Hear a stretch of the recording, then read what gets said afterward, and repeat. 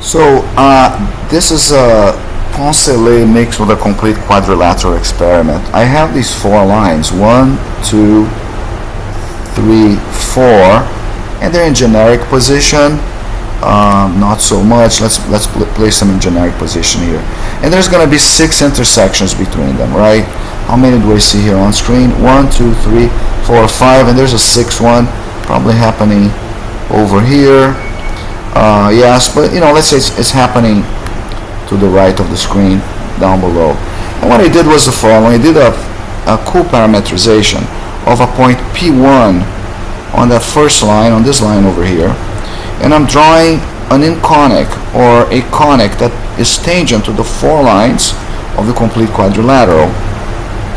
And it passes through P1 on the first line, so it's actually passing through P1 and is simultaneously tangent to this line at P1. Now the cool thing about this, and ignore the rest, is that just focus on this brown conic, is I have a parametrization of a conic tangent to 4 lines and that passes through this control point P1.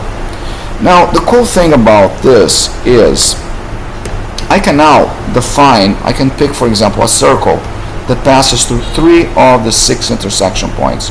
For example, this one over here, the black circle. And now, because the inconic is automatically, by definition, tangent to the 4 lines, I can, for example, define a Poncelet family of triangles, ABC, that is incident on this chosen circle and is dynamically tangent to these 4 lines. Why is this guaranteed to be Poncelet? Because if I place A prime in one of these chosen points, I'm going to have a circle, a triangle that is incident on the circle, and will have its edges tangent to that line, to that inconic, right, to that conic. So I have several Poncelet families here defined, but triangle families. But I'm just going to pick this first one. Now the experiment here. Oh yeah, before I go forward, let me tell you guys about a couple of things before we go on Poncelet. I'm showing this dotted locus here, okay, purple locus, and this is the locus of the foci, okay, of this family of inconics, okay, over all P1 on the first line, and you get a quartic, okay. By the way, if this family of inconics contains a circle, which is not the case here, this quartic collapses to a strophoid, but this is beyond the scope here. What is the result? There are 2 results I want to share with you guys. First of all, the locus of the barycenter X2 of ABC is always homothetic to the outer conic. The outer Poncelet conic is a circle, so X2 is going to move along a circle.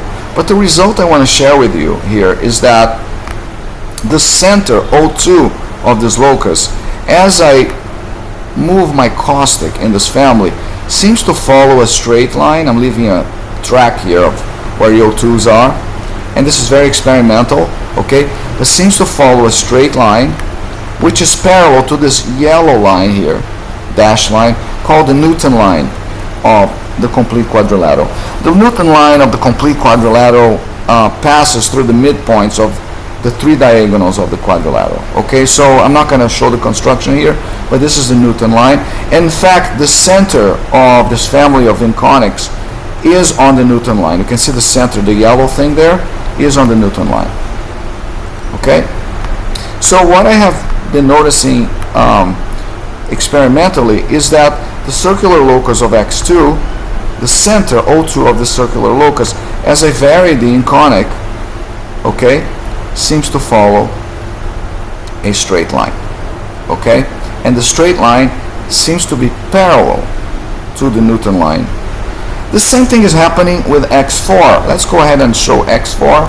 X4 is up here, okay, and as I vary my inconic, its center, which should be labeled, let's call it O4, is also following a straight line, okay, as I vary the inconic, which is parallel, and it's more visible here, right, to the Netwon line of the quadrilateral. That's all I have. Thank you very much.